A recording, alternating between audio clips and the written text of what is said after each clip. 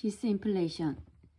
인플레이션을 극복하기 위해 통화 증발을 억제하고 재정, 금융 긴축을 주축으로 하는 경제 조정 정책. 인플레이션에 의하여 통화가 팽창하여 물가가 상승할 때 그 시점에 있어서의 통화량, 물가 수준을 유지한 채 안정을 도모하여 서서히 인플레이션을 수습하려는 경제 정책을 말한다. 디플레이션도 인플레이션 수습 대책으로 채택되는 경우가 있지만 디스인플레이션의 경우는 상승한 물가를 원래의 수준으로 인하시키려는 것이 아니라 현재 수준으로 유지하는 것이 목표이다. 물가를 인하하면 생산 수준이 저하되어 실업이 증가하기 때문이다.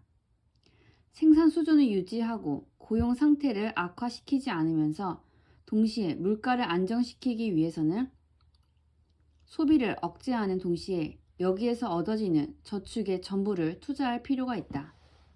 왜냐하면 소비의 증가가 계속되는 한 투자가 저축 이상으로 증가하여 통화 증대에 의한 인플레이션이 계속될 것이며 반면 투자가 저축보다 적으면 디플레이션이 되어 물가 하락, 실업 증가가 야기되기 때문이다. 그러나 소비 수준의 인하에 의하여 증가되는 저축을 투자하면 당연히 생산 수준이 높아지므로 국내 소비만을 대상으로 하는 한 생산 과잉으로부터 공황으로 전락될 우려가 있다.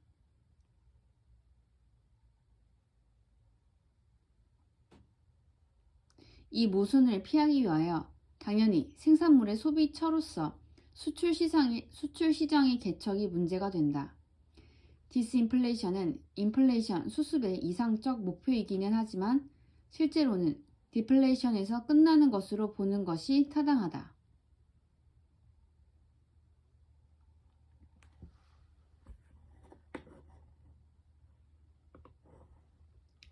인플레이션을 통제하기 위해 통화 증발을 억제하고 재정, 금융 긴축을 주축으로 하는 경제 조정 정책.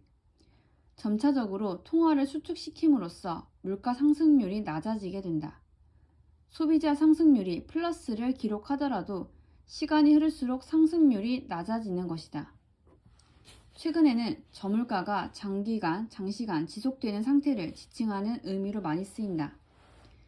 경제 침체를 동반한 물가 하락을 뜻하는 디플레이션과는 달리 디스인플레이션은 상승한 물가를 일정 수준으로 유지하는 것을 목표로 한다.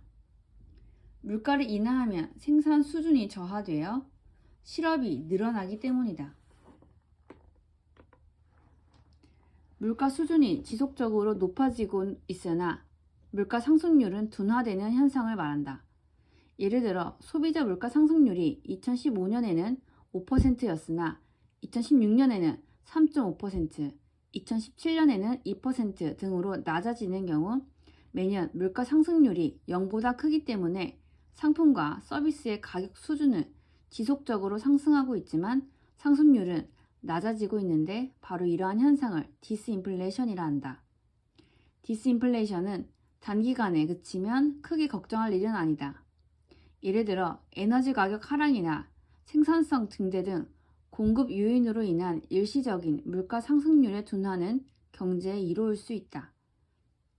그러나 디스인플레이션이 계속돼 물가 상승률의 추가적인 하락이 전망되는 경우에는 가계와 기업이 소비와 투자를 미룸으로써 수요의 위축을 초래하여 디플레이션 압력을 보다 크게 할 수도 있다.